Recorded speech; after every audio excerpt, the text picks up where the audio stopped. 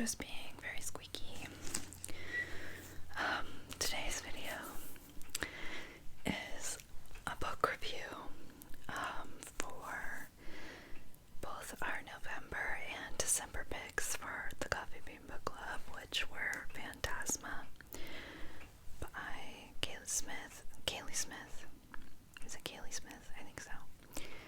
And A Study in Drowning by Miss Ava Reed. I have the pretty special edition.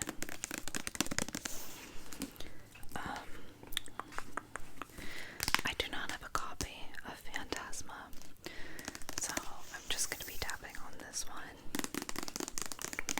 I read Phantasma on my Kindle. So, let's start with Phantasma, shall we? I finished this book a while ago, so my memory may not be perfect of what happened, but that book is about Ophelia. Our main character is Ophelia. She is a necromancer, so she can communicate with the dead. And by the way, before I get started on the review, this review will have spoilers in it, so if you haven't finished the book and you don't want any spoilers, then go ahead and skip this video. If maybe you didn't read Phantasma, but you read A Study in Drowning, I will put a timestamp below if you want to jump to the next review. That way, you don't have spoilers for one or the other if you don't want to. I probably won't give like super deep spoilers, but like it will definitely give stuff away to the point that it might ruin this surprise for you. So if you haven't read it, honestly, I would just avoid this video. If you don't care, then cool. But I gave Phantasma, I believe I gave it 3.75 stars. I know that on Goodreads you can't actually do that, so I think I put 4 stars. And I'm gonna be honest with you, I loved Phantasma up until the end. So again, we have our main character, Ophelia. She's a necromancer. She communicates with the dead. And at the very beginning of the book, we open the scene with Ophelia attending to her mother who has died suddenly. It kind of implies maybe a heart attack or something.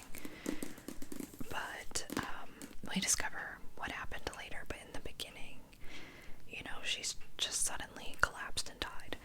And Ophelia's attending to her, and she's performing some kind of ritual to inherit the magic that her mother has as a necromancer into her, like to take that on. Because she's the oldest daughter, and she's been trained from the time she was a child to take her mother's place as a necromancer. And her mother works in New Orleans, where they live in this like kind of pretty manor, and they help people communicate with their deceased loved ones to even get revenge on people, or I believe they even said that sometimes they raise the dead for certain things. So that's like her mother's business, and she was expected to inherit the power and inherit the business. So once her mom dies, her and her sister have to go kind of deal with all of her estate, I suppose, like all her belongings and stuff. And they find out that their mother was like in debt or something. Like the house was, she took like some kind of loan out on the house or something like that. There was some kind of financial burden that they were inheriting, and I believe, if I remember correctly, that the sister knew about it, and this kind of causes some tension between her and her sister. And I can't remember the name of the sister.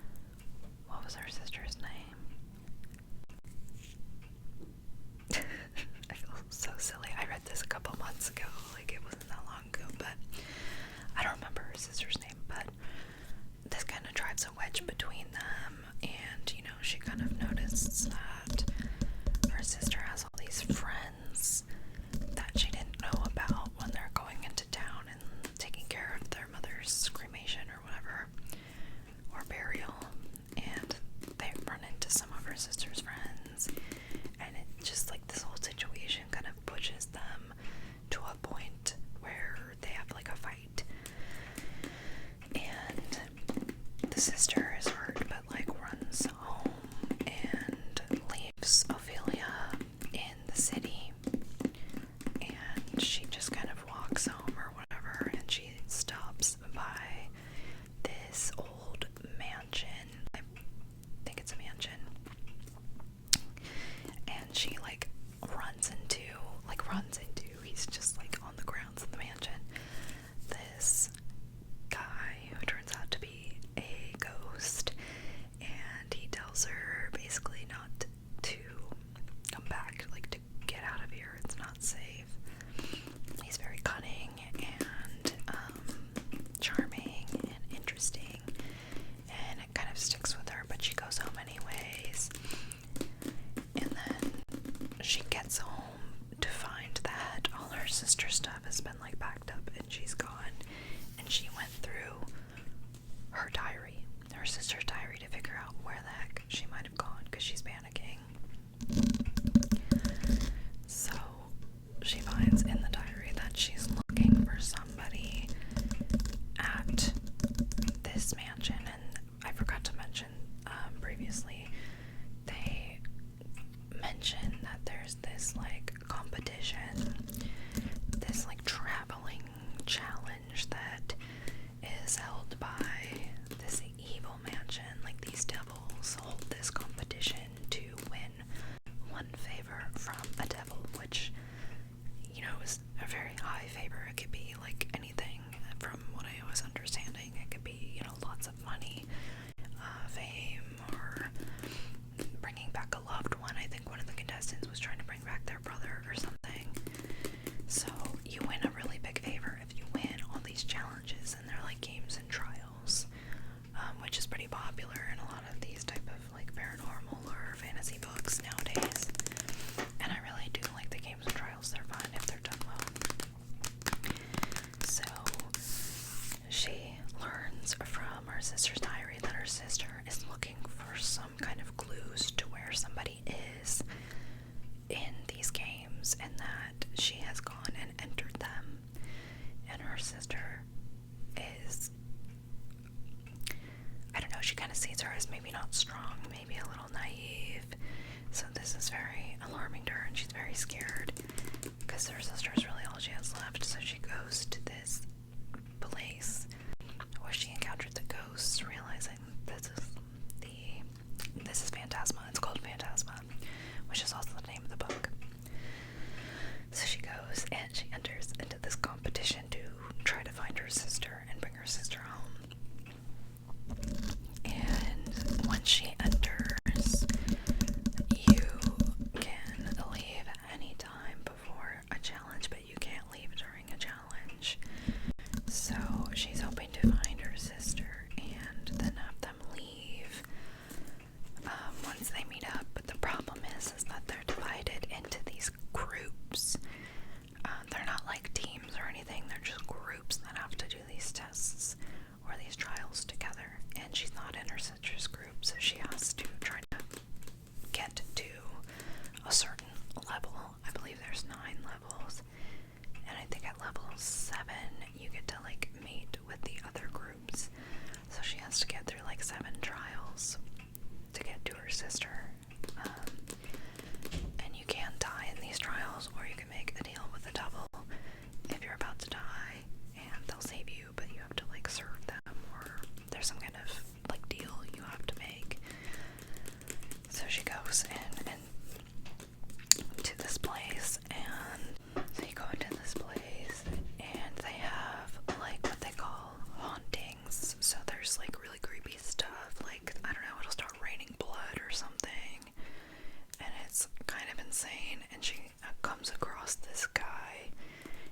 the same guy from before who makes a deal with her to help her get through these trials. He's a phantom, and he has a pretty good amount of power and resources to protect her and to help her through these trials.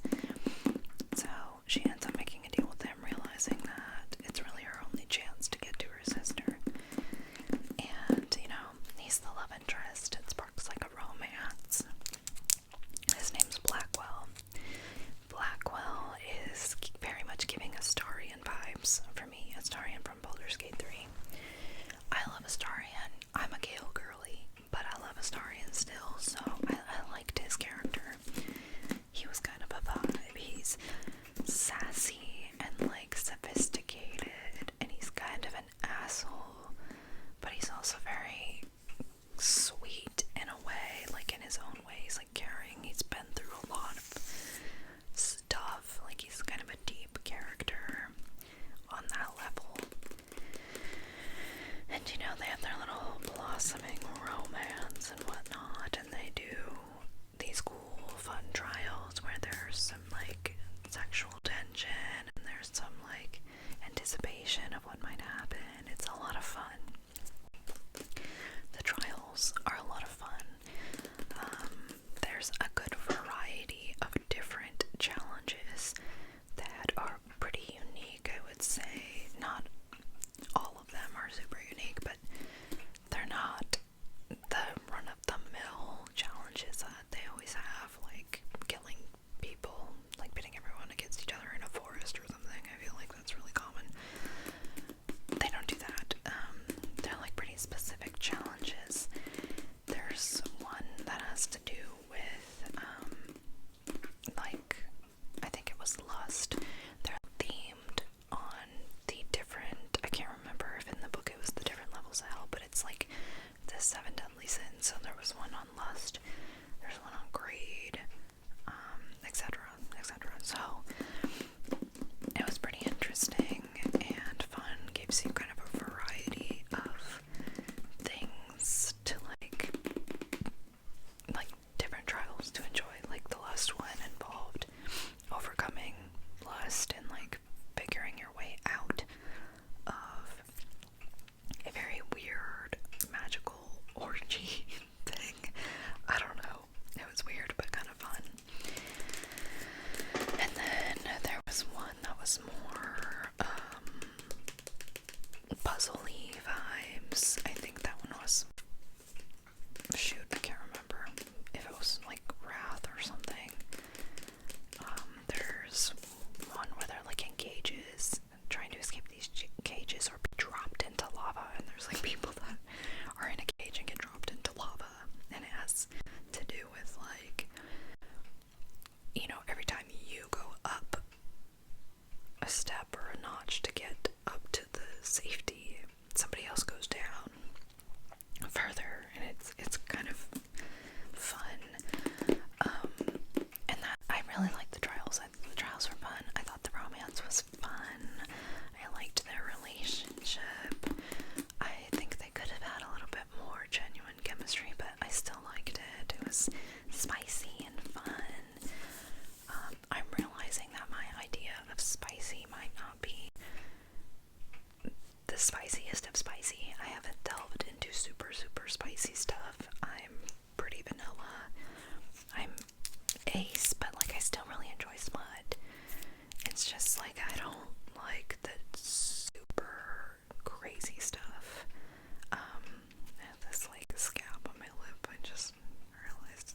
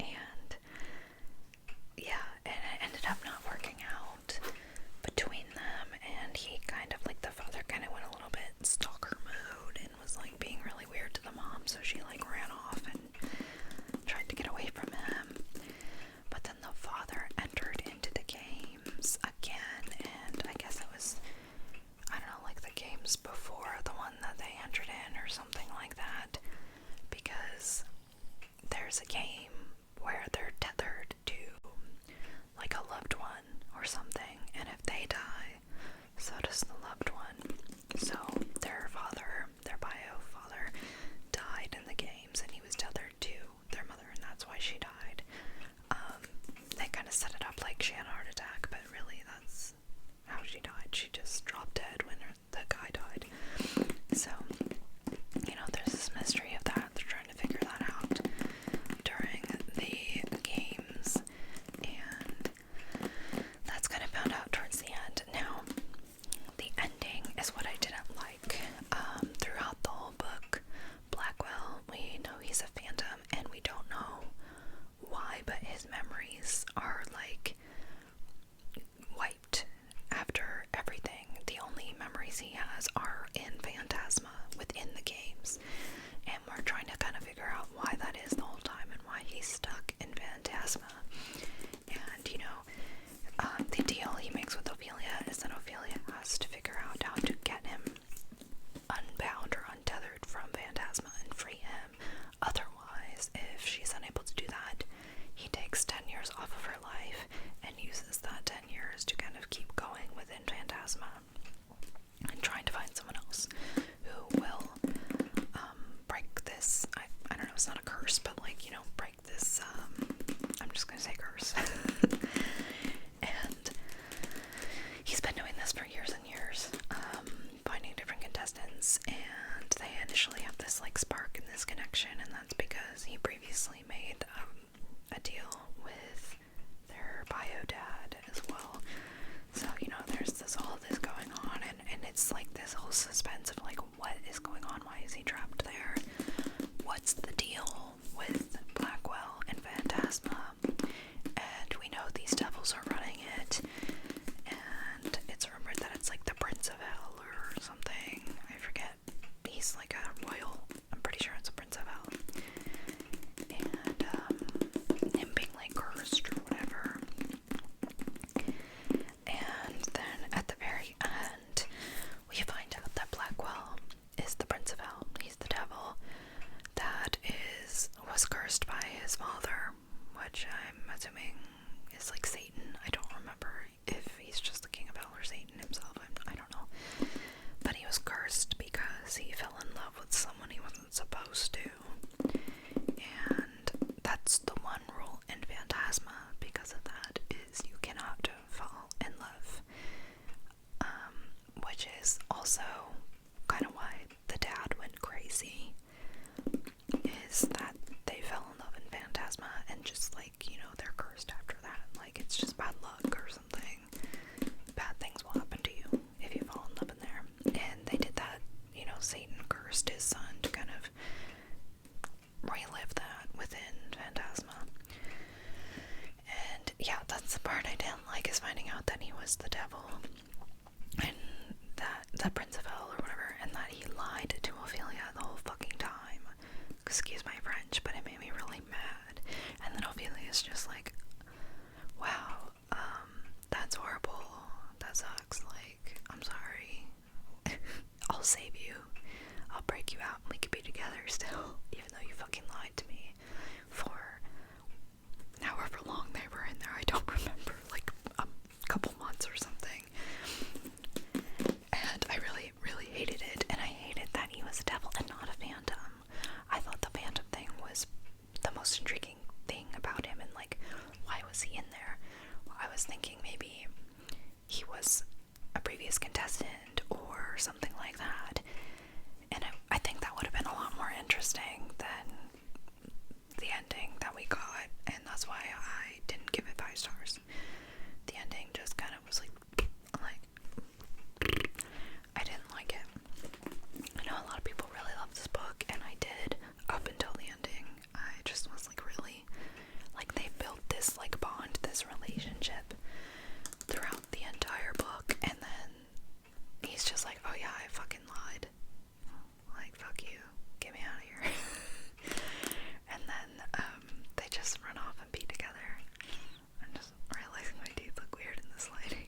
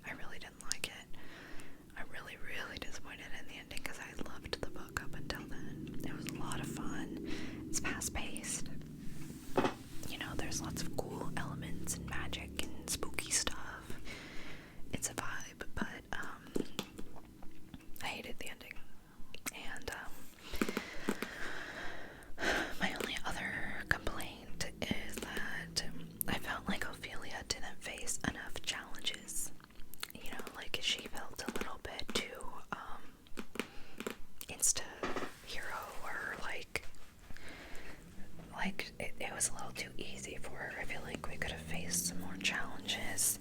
I know that she had Blackwell helping her and that he's very powerful and whatever, but I feel like we could have seen more tension there. There wasn't any moments, you know, like in Fourth Wing or like other books where you get really intense and you don't know what's gonna happen. I always knew that, yeah, she would be fine. There was never that tension, and obviously, you know, they're not gonna kill off the main character, but I want to feel like you're going to. I want to feel something. You know, I want to get my heart racing in these kind of trials. So that was a little bit of a bummer. But I can move past that. But the ending I can't move past. The next book is coming out as well. But it's about her sister. I think it's called Phantasma. No, I don't know what it's called. It's got a purple cover instead of a red cover. But I found her sister kind of annoying. I'm not gonna lie. She was a little bit annoying, so I don't know if I want to read about her sister. And also, there was like this whole relationship with Blackwell and like I think it was like his best friend or something that betrayed him, and he's like a devil. And they're trying to sabotage Ophelia so that she can't free him, and they just kind of didn't do anything with it. I feel sorry, my dog was barking. Where was I? Oh yeah, the relationship between Blackwell and that other devil guy that I forgot his name, but like they didn't do anything with it. Like they were just kind of like angsty towards each other, and then nothing fucking happened. There are a lot of things, or just a handful of things that really irritated me about this book. And it's a bummer because I feel like if they had done a little more with that relationship, that dynamic, if they had made the ending a little more coherent, I probably would have liked it a lot better and gave it 5 stars, but I just can't. So it got dropped down to 3.75 for me. I thought it was going to be a 5-star read, but it was not. I still really liked it though. I would recommend it. It's a good time. I feel like it's a fun spooky season read. I read it at the end of October, early November, so it was fun, especially for spooky season, and I would read it. It's an easy read, you know, like it's not super hard to get through, so I feel like it's a fun read. I would still recommend it. But yeah, really disappointed with the ending. It kind of just killed it for me. The fact that he lied the whole time really kind of took him down from sexy to kind of like a little bit toxic. I like toxic, like Zayden Ryerson type of toxic. I don't like just being a blatant liar with no real justification for it, and then like no, if they wanted to do that, at least give me some time for them to like work through it. Like she's just like, okay, cool, whatever. Like no, he lied to you the whole time. Your whole relationship is based on a lie. You should not be like, cool, whatever, let's get married. Or also, the Phantom thing was so cool. Why did they just throw that away and make him a devil? That's boring. I want a powerful Phantom. I'm angry. Anyways, moving on. I'm gonna go to our December pick now, which is a study in drowning by Ava Reid. And again, if you don't want spoilers for this book, go ahead and click off this video.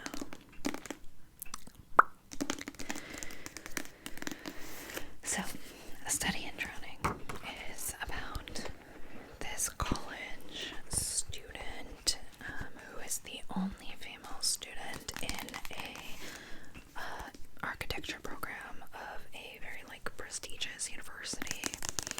She wanted to be a literature student,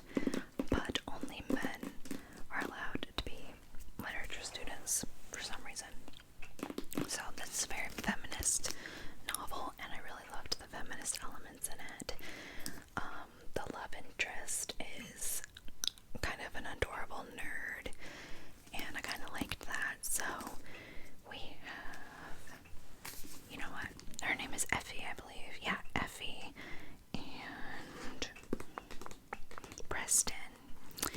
So Effie is our protagonist, and Effie has gone through some stuff, okay? Like, she's been through it. Her mom is really toxic and narcissistic and just not great, and she was, it's implied that she was essayed or abused in some way by her counselor, her college counselor, and she has like some interactions with him in the book, and it's very icky, and I don't like it, but I mean, it was relevant to the story, I just didn't like it. And so what happens is she's in the architecture program, and she finds like this advertisement or like this poster of a competition to design or redesign for a mansion for her favorite author who has passed away recently. He's a very famous, renowned author, and he's written all her favorite fairy tales and fun stories, and the main story he's very famous for is about a woman who falls in love or like is kidnapped and has like this weird love relationship with the Fairy King. And the Fairy King is kind of evil and like menacing, very much traditional fairy lore of like kidnapping young women, and just, he's nefarious, he's not a good guy, he's creepy. And she's always loved this book. This book has like really gotten her through things. I think it's called Annengard or something, and Engard. And the author's name is Mirrodin. I think I'm saying that right. Emrys Mirrodin. And his famous book is Annengard. I might be pronouncing that wrong, I don't know. And so she obviously enters into this competition because she wants to see where her favorite author like lived and wrote, and just like to be in that space. This is the closest she can get to being in the space that she wanted to with the literature college. So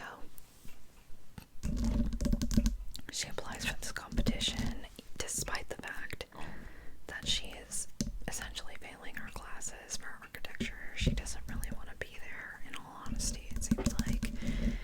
And she's just generally not doing great in her schooling, but she enters this competition anyways. And she ends up getting the job. But in the beginning, she goes to do more research on her favorite author, Mirrodin. She goes to check out some more books from the library to help her with her project or whatever before she even wins this competition. And she noticed that they're checked out by this other guy, and it makes her really mad because this other guy is from another like culture or group of people that is like at war with her people or something or other. There's some kind of like political conflict going on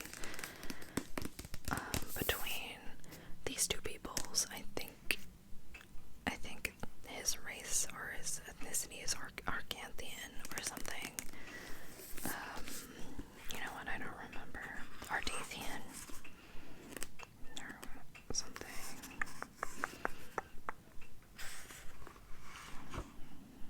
I don't actually remember. But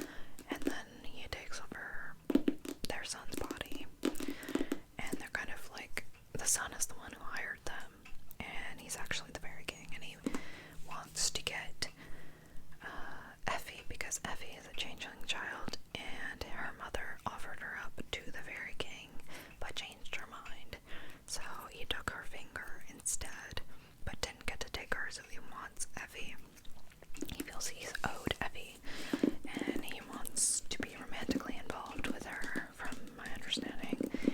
It's really weird. Yeah, there was lots of really wonderful quotes that I highlighted in this book. There was great themes of feminism and just, you know, insecurity and dealing with a parent who doesn't really value you, who's narcissistic, and just like relationships. And, I don't really know why this author felt the need to get the prejudice of like the different like nations warring. It didn't really seem very relevant in the book, so that kind of bothered me. She did end up apologizing later to the love interest about her behavior, and it seems like she's kind of realized her own biases a little bit, but I wish that Ava delved into that a little bit more. There were people, when I saw other reviews, that were saying that it felt like, you know, she fell in love with him, and then that was just like her only way that she dealt with this internalized like prejudice. And I kind of agree, but I do think that she grew as a character. I liked Effie a lot as a character, but that's my number one criticism of the book, is that like if you're gonna deal with elements of like racial prejudice or whatever, like you really need to fully address it. The feminism, the misogyny and stuff was fully addressed in here, and I really appreciated that. I don't really know why she brought up the other prejudice if she wasn't going to like go into it more. But I still really loved this book. I thought it was beautifully written. Her writing style is gorgeous. I loved Effie as a character. She's a little bit annoying, but like in a more relatable way. I loved the environment, like the aesthetic, the feel of her writing. You could just feel this like gothic, what do they call that? I don't know what I'm trying to say, like essence, vibe, whatever. Scenery. What is the word that I am looking for? Ambiance. I don't know. But I really did love this book. I thought it was really good. I liked the romance. I thought it was sweet. I really liked Preston, the MC. He's kind of a moody nerd, and I loved that. It was just really cute, and I liked their relationship a lot. I really just liked the struggles that she went through, dealing with misogyny and dealing with narcissism and all these different things. She really grew as a character, I felt. But again, I do wish I could have seen a little bit more of that. I thought this book was a ton of fun. I was interested the whole time. I had a good time with it, but a lot of people said it was boring. I really liked it. I ended up giving this book a 4.75 or 4.5. I can't remember. I would have given it 5 stars if it wasn't for the kind of like glossing over the other forms of prejudice. I thought that was just kind of weird. There's also some plot holes and stuff in here that I've heard other people talk about like why is she in the architecture program? Like how is that the second best to literature? Like they could have just made her a literature student and she still would have been the only female and she would have been dealing with a lot of the same stuff. Like why architecture? I wish like if she wanted to do this route of like the second best thing, architecture just didn't really make sense. And I know that it worked in this element because it was heavily involved with the manner of the guy, so I get that's probably why she chose it, but it seemed a little weird. Yeah, there was just a couple plot holes in it that were kind of silly, but I could get over those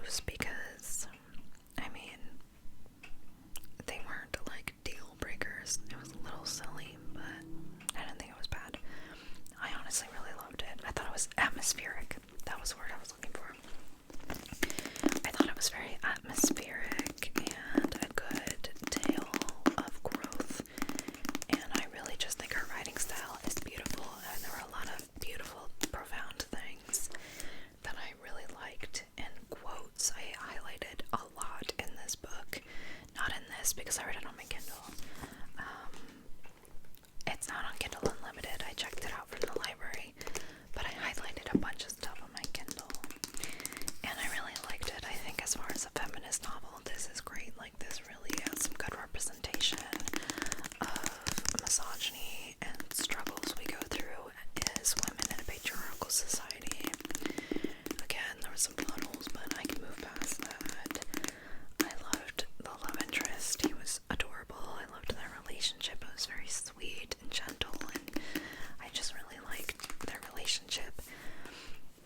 My only real problem was the strange, like, choice of the cultural prejudice stuff. You know, if we're gonna include that, I'd like to learn a little bit more about the world and stuff. Like, if she just tacked on an extra, like, 150 pages, I know that's long. I really like long books. And if she just added a bit more to it, I feel like I would have given this a 5-star. Yeah, I'm kind of basic. I heard people say that this was like fake feminism or something. I don't know. I feel like I need to stay off Book Talk sometimes because I'll go on Book Talk and they just completely rip apart all the books that I love. Like, I used to love Akatar, and I am kind of sad to learn that it's pretty problematic and that Sarah J. Maas can be kind of problematic. And yeah, it just kind of is a bummer. I never was a Harry Potter fan, but I imagine that's kind of how Harry Potter's fans feel about J.K. Rowling. Like, come on, man. But I don't know. I loved Ava Reed's writing style. From my experience, I really liked this book.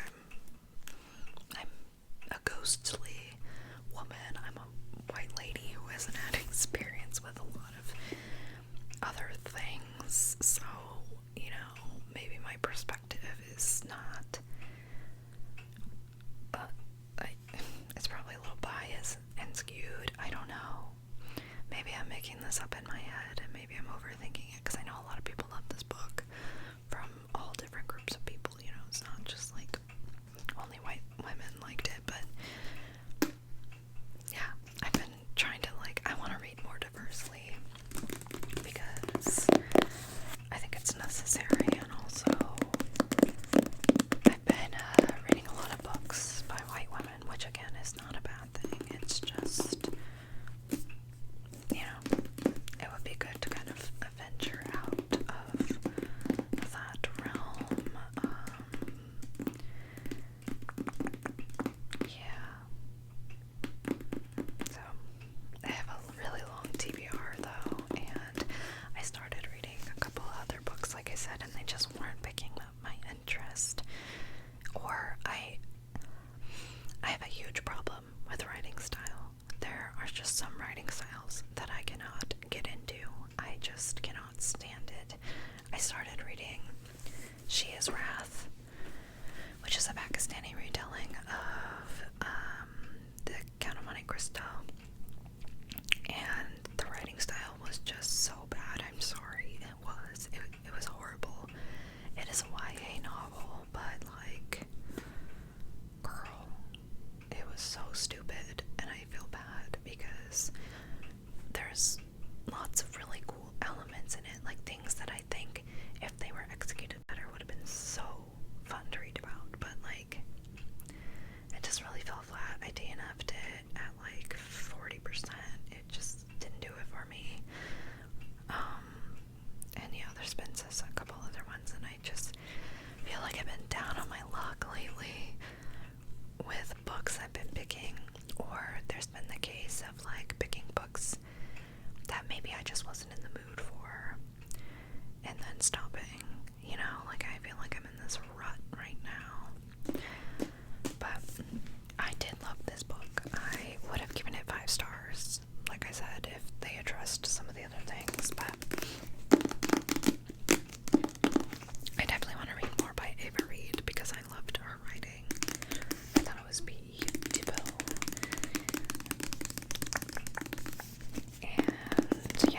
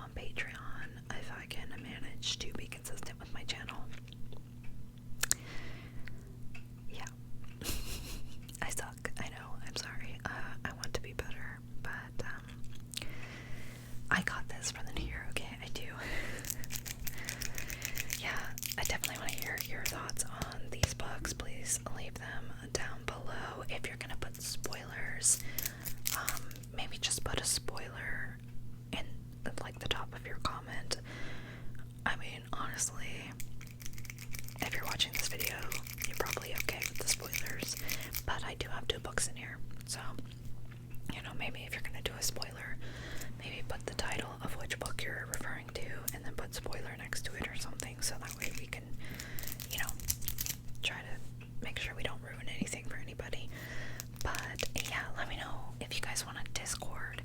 I don't really know how I'd organize it, but I think it could be fun to talk about it in there. I don't want to do a book club where we like check in every week, because I just don't think that's really feasible for a lot of people. That's not how a lot of people read. But I think it could be fun to maybe divide, like make channels and then make sub-channels of like the different chapters or something. I don't know. Let me know your ideas. I really hope you enjoyed this video, and I'm looking forward to our next read. I'm sorry that I really dropped the ball on the reviews and that we're doing 2 in 1. But we're gonna be better this year. I can feel it. 2025 is ArtsyrissaAsmr's year, okay? It's our year. Coffee Bean Book Club. Let's go. Anyways, good night.